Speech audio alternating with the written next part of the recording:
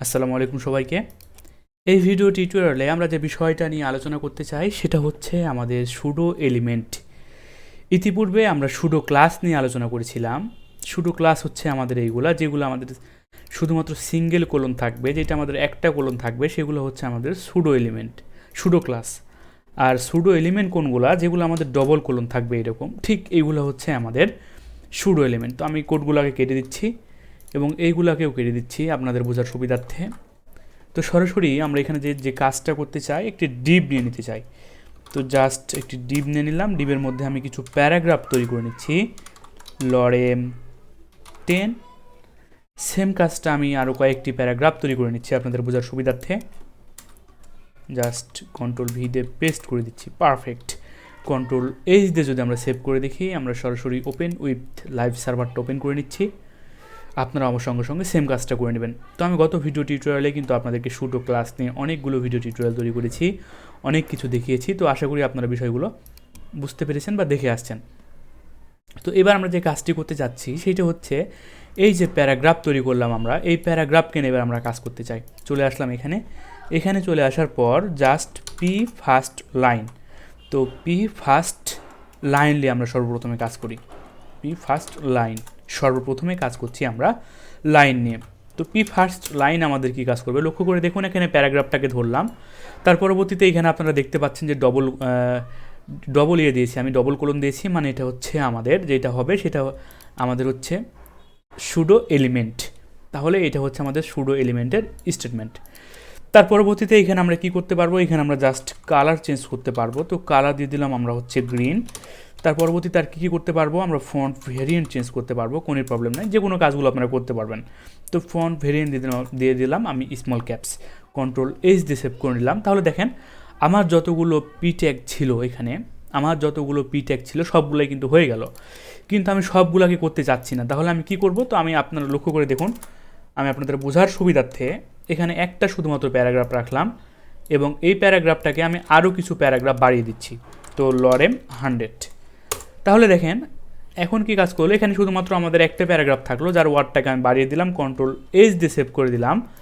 দেখেন আমি এখানে বলে দিয়েছি যে ফার্স্ট লাইনে সে কী কাজ করবে, তার কালারটা চেঞ্জ হবে এবং ফন্ট ভ্যারিয়েন্ট চেঞ্জ হয়ে যাবে, স্মল ক্যাপস হয়ে যাবে। সেই কাজটা এখানে আমি করেছি। তো দেখেন অনেকগুলো কিন্তু এখানে একটা প্যারাগ্রাফ কিন্তু তৈরি হয়ে গেল। তার পরবর্তীতে কী হলো, সেই প্যারাগ্রাফের ফার্স্ট লাইন নিয়ে আমরা কাজ করছি। তো আপনাদের বোঝার সুবিধার্থে এখানে আমি আরও একটা প্যারাগ্রাফ নিয়ে নিচ্ছি আপনাদের বোঝার জন্য। তো কন্ট্রোল ভি দিয়ে জাস্ট পেস্ট করে দিচ্ছি। তো লক্ষ্য করে দেখুন যতগুলো প্যারাগ্রাফ তৈরি হবে ততগুলো ফার্স্ট লাইনের উপর সেটা অ্যাপ্লাই হবে। তো আশা করি বিষয়টা আপনারা সকলে বুঝতে পেরেছেন। এর পরবর্তীতে আমরা যে কাজটি করব সেটা হচ্ছে ফার্স্ট লেটার। তো এখান থেকে জাস্ট পিটাকটাকে ধরলাম এবং এখান থেকে ফার্স্ট লেটার নিয়ে আমরা কাজ করতে চাই। ফার্স্ট লেটারে আমরা বলে দেবো কি, এবার ধরুন ফন্ট সাইজ বলে দিতে চাই। তো ফার্স্ট লেটারে ফন্ট সাইজ বলে দিলাম 4.4 REM, কন্ট্রোল এইচ দিয়ে সেভ করে দিলাম। তাহলে দেখেন আমাদের প্রথম যে লেটার দুইটা প্যারাগ্রাফের, সেই দুইটা লেটারের কিন্তু আমাদের ফন্ট সাইজটা চেঞ্জ হয়ে গেছে। তো এটাও আপনারা সকলে বুঝতে পারলেন আশা করি। মানে ফার্স্ট লেটার মানে প্যারাগ্রাফের সর্বপ্রথমে যেটা থাকবে সেটাই ফার্স্ট লেটার আর কি। তো আমাদের দেখেন দুইটা কিন্তু ফার্স্ট লেটার এল আছে। তো এইখানে আমরা চেঞ্জ করে দিতে পারি, এখানে আমরা এম দিতে পারি, কোনো প্রবলেম নাই। কন্ট্রোল এইচ দিয়ে সেভ করে দিলাম। তাহলে দেখেন আমাদের সেম কাজই করেছে। তো আশা করি এই বিষয়টাও আপনারা সকলে বুঝতে পারলেন। আর পরবর্তীতে আমি আরেকটি বিষয় নিয়ে আপনাদের সঙ্গে আলোচনা করতে চাই। ধরুন আমি এখানে কিছু H1 ট্যাগ নিয়ে নিলাম। তো হেডিং নিয়ে নিচ্ছি আমি H1 লার্ন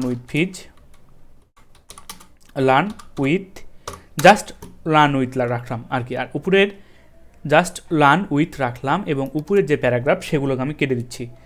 আচ্ছা থাকলো, এখানে সমস্যা নাই। আমি H1টাকে সবার উপরে লিখছি, হেডিংটাকে আপনাদের বোঝার সুবিধাতে সবার উপরে লিখলাম, পারফেক্ট। তো দেখেন আমাদের কিন্তু লার্ন উইথ এসেছে শুধুমাত্র। এবার আমরা কিছু তৈরি করতে চাচ্ছি, সেটা হচ্ছে লার্ন উইথ আমার চ্যানেলের নাম ফিজ। তো আমি যদি এখানে ফিজ দিই তাহলে কিন্তু ফিজটা আসবে, কিন্তু আমি চাচ্ছি আমরা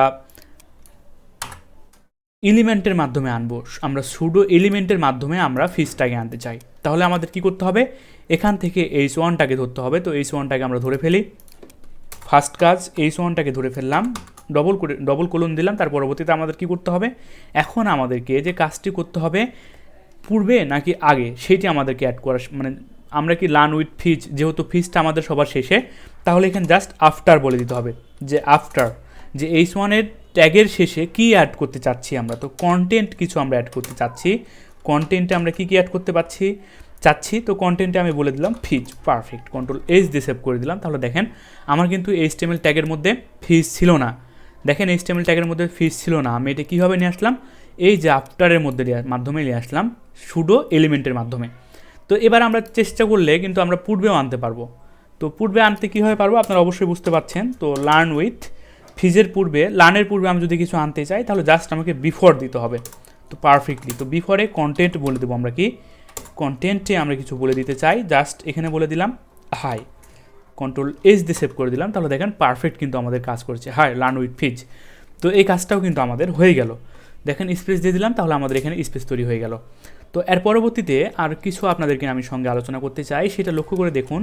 কিছু আমরা এখানে আনঅর্ডার লিস্ট নিয়ে ফেলি। তো ইউএলের মধ্যে থাকবে লিস্ট অর্ডার, পারফেক্ট, এখানে দিয়ে দিলাম হোম, কিছু কয়েকটা তৈরি করে ফেলি জাস্ট। তার পরবর্তীতে এলআই, এখানে দিয়ে দিলাম অ্যাবাউট, পারফেক্ট, এবং এলআই এখানে দিয়ে দেবো আমরা গ্রুপ, পারফেক্ট, Ctrl+H দিয়ে সেভ করে নিলাম। তাহলে দেখেন এটা আমাদের কোথায় চলে আসলো, সবার নিচে চলে আসলো, তাই না? হ্যাঁ, তো এটা সবার নিচে যেহেতু আসলো, এখান থেকে আমরা কাজটা শুরু করে দিই। এবার যে কাজ আমরা করতে চাচ্ছি, আমাদের যে সুডো এলিমেন্ট যেটা রয়েছে সেটাকে আমরা ধরলাম, আমাদের যে ডবল কোলন রয়েছে সেটাকে আমরা ধরলাম।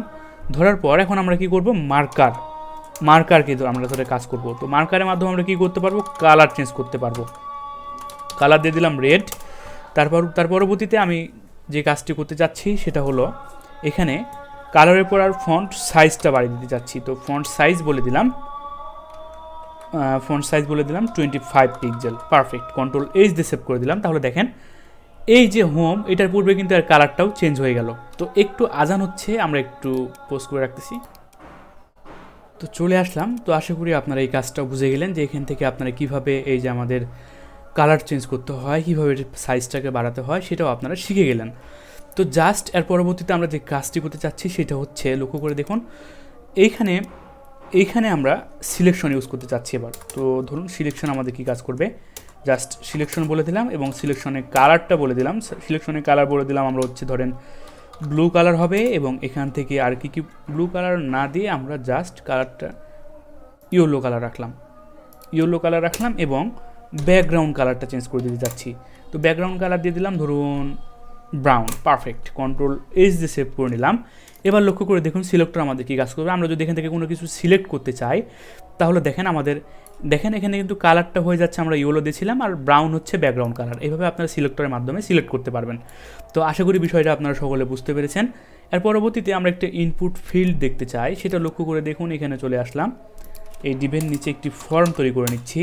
তো ফর্ম পর এখানে আমরা দিয়ে দিলাম ইনপুট, ফর্মের পরে দিয়ে দিলাম ইনপুট তৈরি করে নিলাম, এবং এখান থেকে জাস্ট প্লেস হোল্ডার আমরা দিয়ে দিলাম। তো যারা আমার HTML ভিডিও টিউটোরিয়ালটি দেখে আসেন নাই তারা অবশ্যই দেখে আসবেন, কারণ আমি এগুলো সম্পর্কে অনেক আলোচনা করেছি, এখানে আমি আর রিপিট করতে চাচ্ছি না।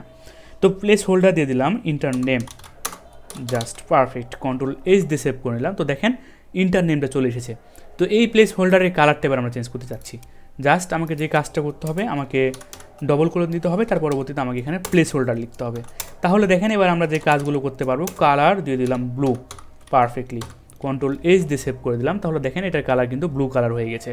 তো আপনি এখান থেকে ফন্ট সাইজও পরিবর্তন করতে পারবেন, ফন্ট ওয়েট পরিবর্তন করতে পারবেন, কোনো প্রবলেম নাই। তো ফন্ট ওয়েট দিয়ে দিলাম 700। তাহলে দেখেন আমাদের কিন্তু পারফেক্টলি কাজ করেছে, বোল্ড হয়ে গেছে। তো আশা করি বিষয়টা আপনারা সকলে বুঝতে পেরেছেন।